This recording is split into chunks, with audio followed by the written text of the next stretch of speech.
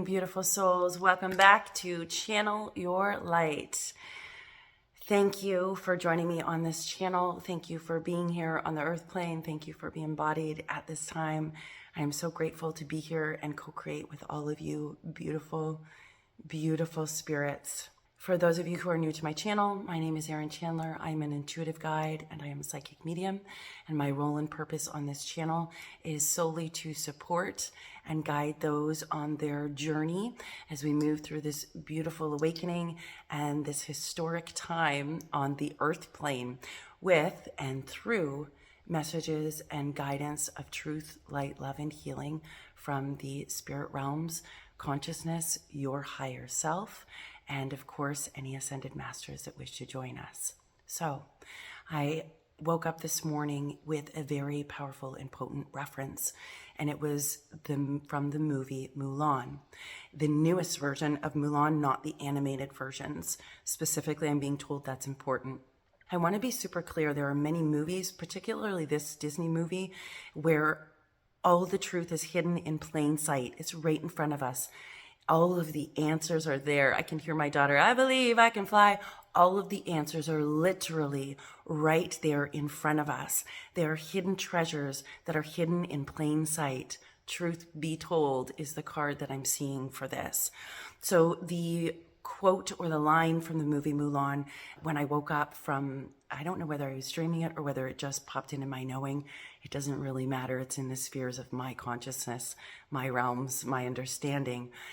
The line from it is, when employed correctly, 4 ounces can move 1,000 pounds. The key, I'm seeing a giant master key, I'm talking about master keys here, is when employed correctly. What does that mean? And where is that in the movie? It's throughout the entire movie. It's actually the storyline of the movie.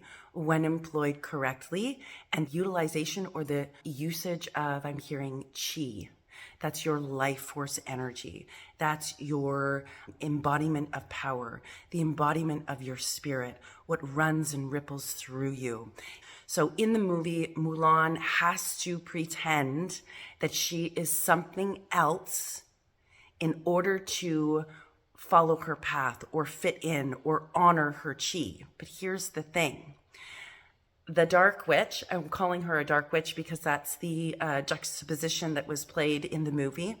The Dark Witch also has very powerful chi that is not recognized in women at that time in the collective, because that is also true in our history. So the Dark Witch told her, when you do not honor all of who you are, in all of its essence, and in its truth, in every facet, it weakens your chi. So here we are, an entire world of people who have trouble standing in our truth and speaking our truth and being who we are, because we're trying to fit into this idea of who we're all supposed to be or fit into. It weakens our life force energy and our chi because we are not fully embodied in who we are and our truth and what we do, which means we cannot be in our full I am presence because we have not honored the dark and the light, the woo in us and the logic in us, the magic, the sorrow, the joy, the love, the pain. When we do not honor our quirkiness, our weirdness, our uniqueness, it weakens and dampens our chi because we are trying to be someone else or do something else that is not honoring us. Spirit, source, creator, God does not make junk. You are unique for a reason. You are a special snowflake. We're all special snowflakes. And although we're all special, I'm hearing we're also all snowflakes. And that's important. I am the drop. I'm just a drop in the ocean. And yet I make the entire ocean, the whole of the ocean, because the drop is part of the ocean. This and that are true. It's the yin and the yang, as above, so below. It's all that is what I'm saying. So if you are a drop in the ocean or one of the snowflakes of the 7 billion snowflakes, yes, you are a snowflake, but you are a unique snowflake in and of itself, because the snowflake over there or the drop over there is not the same as you. Yes, they are a drop. They are the same, but different. And that's your superpower. Your superpower is being you. Your superpower is being authentically, unapologetically, and unabashedly you, because the universe doesn't make junk. So when we're talking about life force energy and chi, Mulan moves along all these things. Does she still have powerful chi? Absolutely. But the moment that you own all of you, you've owned all of your chi, all of your I am presence, all of who you are. That's required for mastery, is what I'm being told right now. That's required for mastery. Without that, mastery is unachievable. You have to be willing to honor your weirdness, your quirkiness. You have to be willing to love yourself in all the facets and all the experiences and all the thought forms, whether they were loving, happy ones or hurt and lack ones, because we all have those in our experience. The moment you love them all, your chi is no longer weakened and dampened. It becomes strengthened. It becomes powerful, because there is no piece or part of you that you have not dismissed, denied, discredited. Now, here's the thing. I'm being told very clearly, when you go out into the world, there will be many people who dismiss, deny, discredit, and don't resonate with you. You must be okay with that, because that's their snowflake. That's not yours. Part of our coming into our full presence, our full power, our discernment of who we are and what we believe and what is our truth, it requires that. Without that, mastery is unattainable and unachievable, because there is a piece of our snowflake or an etching on our snowflake that we tried to brush off and say, no, I don't like that piece about my snowflake. Meanwhile, that's part of your superpower. All of me loves all of you. Wow, I'm singing early in the morning. It is what it is. All of me loves all of you. We need to love all of us, all the bits and pieces and parts and puzzles, sweeping away the cobwebs, sweeping away the debris, sweeping away the limitations of others or the judgments of others, because they're not going to resonate with us. And we don't want them to. Can you imagine what our world would be like if we all thought the same thing and we all did the same thing? There would be no creations of amazing things over here and incredible things over there. We need all these different viewpoints. We need all of your special snowflakes. We need them. It allows us to create an abundance and an overflow of, it's magic, of magic and life force energy and chi, because when we have owned all of us, that allows us to heal any parts, traumas, and wounds. If we do not do the healing, if we spiritually bypass, if we pretend we're something that we're not, or we hold back a piece of ourselves that we are not. And side note, my daughter Ava is saying, my mom knows all about that, because she spent almost 40 years holding back she's saying major pieces of herself. So you notice my daughter's using me as a reference. A lot of times I share stories, and I feel like it's important to talk about this, because sometimes when people talk about themselves a lot, they just want to be heard or validated for themselves. Ava's very clear.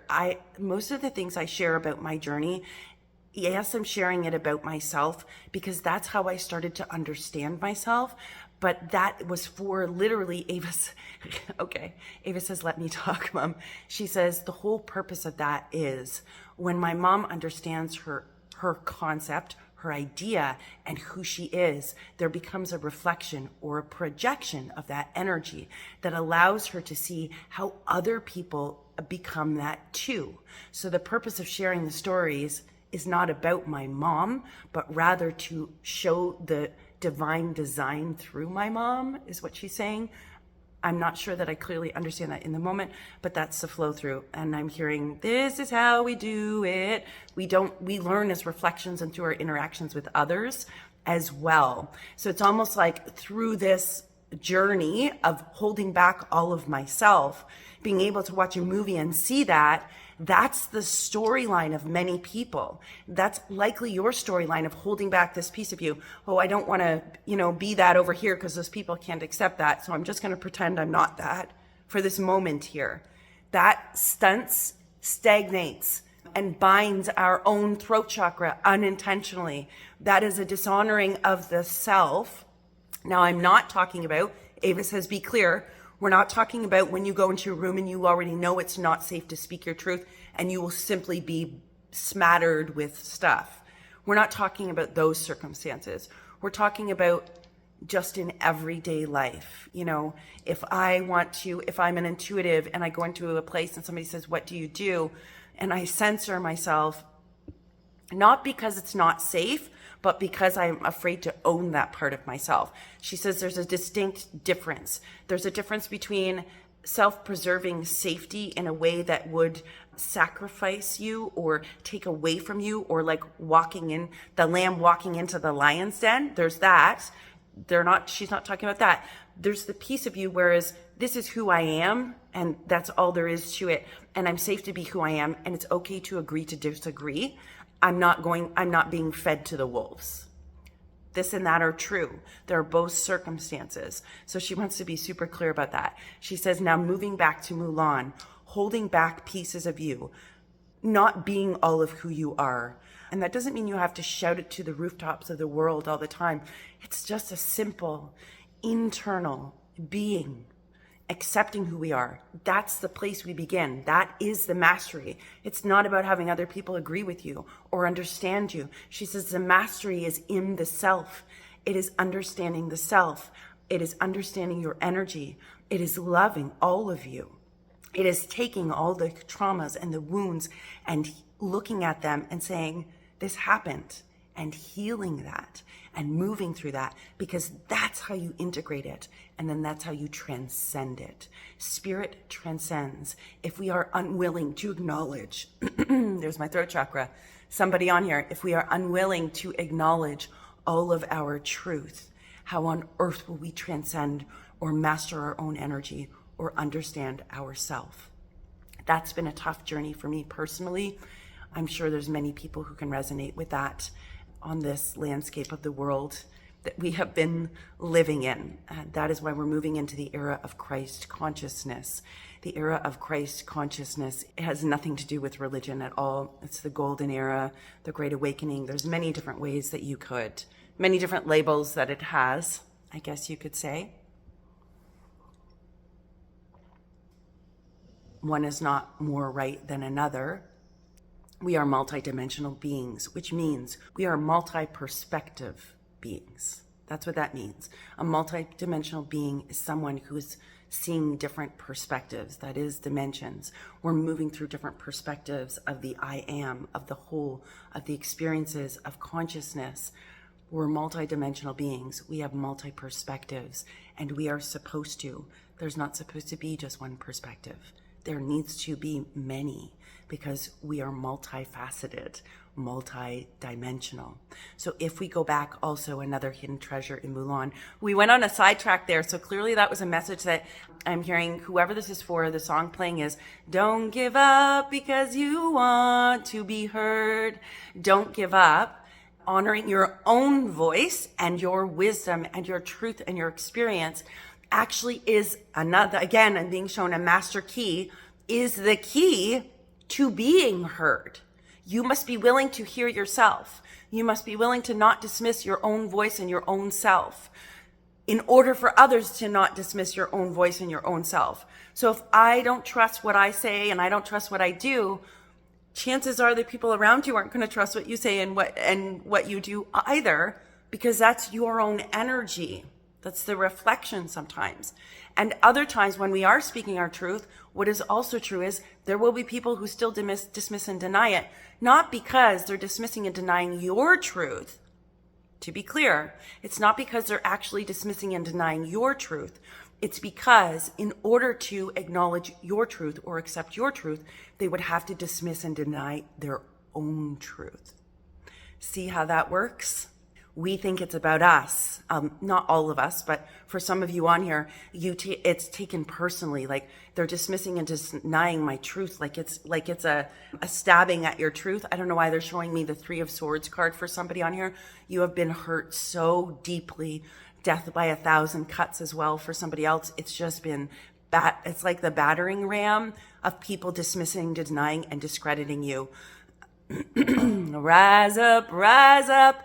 What if I told you, or Spirit says, I have somebody's higher self and guides here, team, literally the planetary commission saying, what if we told you that those were not judgments towards you? Those death by 1,000 cuts and 3 of Swords and experiences. What if we told you that right now your integration of those experiences is literally the catalyst that you raise me up, that rises you up to say, no, this is me. This is my truth and I honor it. Because when you honor your truth, it does not matter who dismisses and denies it, because their view of your truth does not matter, because you honored it. You embodied it. You're in your chi, your full life force energy. Your chi has been strengthened. You are mastering yourself. All of the I ams, 7 billion I ams, if we can all stand up in our truth, that's when unity happens. Do not confuse unity with conformity. I have an entire post on do not confuse unity with conformity on my Facebook. If you wish to read that, I will link that in the comments as well so that you can just click on it and go directly there. Now, when we are in this, when we have 7 billion people in our I am presence, and we are consciously aware of our power, we are consciously aware of how our thoughts and our energy affect other people, the landscape changes. If we want an earth plane that is balance, it's in harmony and peace, while honoring our differences, honoring those creations so that we can create and build as a collective consciousness, the world becomes a different place. When we create from trauma, wounds, not being in our full life force energy, not knowing how powerful our mind is and what it can actually do, still fitting into this box of conformity. When we do that, the collective consciousness looks like it does right now and has for thousands and thousands of years. So the reason why the Mulan movie is important is when employed correctly, 4 ounces can move 1,000 pounds. The Dark Witch, I want to talk about this, life paths and lessons. So let's look at Mulan, we'll call her the White Witch. Let's look at the other woman, I can't remember the name in the movie. Let's look at her as the Dark Witch. I want you to look, this woman and this woman have the same story, I guess you could say, of being dismissed and discredited and shut down and a foot on top of them, telling them that they cannot be who they are. You must not be all of who you are. And to remove that immediately both women, because of the time frame, circumstance, generation, had to do that in order to be there, in order to exist, in order to move with the unit, in order to be with the tribe. They had to be less than. So hands up, how many of you have had to be less than? Pop that in the comments. I know for me, sometimes it was a choice to be less than for fear of persecution and a bunch of other things, because that was my norm that I lived in. However, there's also I have to be less than because that is what makes me safe. So it's a conscious choice because that's what's making me safe. But then it becomes an unconscious, subconscious, habitual pattern to be less than, not all of you, over and over and over again, because you had to do it so many times. It became normalized that you were less than. This is how we do it. That's what Spirit's saying. That's the whole story. I'm all shook up, boo. That's the normalization of being less than, of dimming who you are. It's the repetitive consistency. If consistency is a master key to anything, to creating new habits, new patterns, to changing old habits, old thought patterns, what is the number one way to ensure that someone does not achieve that or reach that? make sure you stop, block, and ensure that they don't have consistency of that new thing, but they have consistency of the old thought patterns, the old experiences. That's the 9 to 5, my friends. That's the experiences of trauma, wounding, projections, reflections, bouncing off dirty mirrors back and forth. It doesn't stop. Ava singing, I believe I can fly. When you rise above that, when you understand that concept, when employed correctly, 4 ounces can move 1,000 pounds. Master keys. She keeps saying over and over again, these are all master keys. That movie Mulan is good in plain sight, is giving us all the answers in the master keys. Let's go back to the life paths of the dark witch and the white witch. And for lack of a better term, that's what I'm going to call them. In anything, there is light and dark. There's evil or good, the juxtapositions of all of these things. Those are the archetypes and how we learn.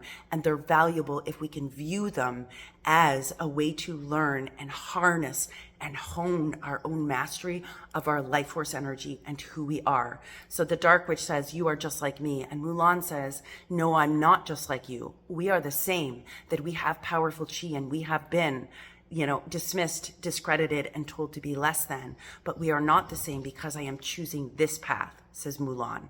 And the dark witch, so here's her path. You have 2 different circumstances.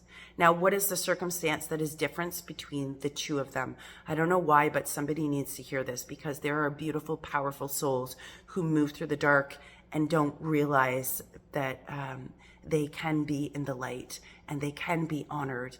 And I'm hearing somebody wishes to undo all of their mistakes. You can't undo what has already been done, but you can certainly move forwards, correcting those things, or making things right. I'm not sure why that's coming through, but it's in reference to witches specifically.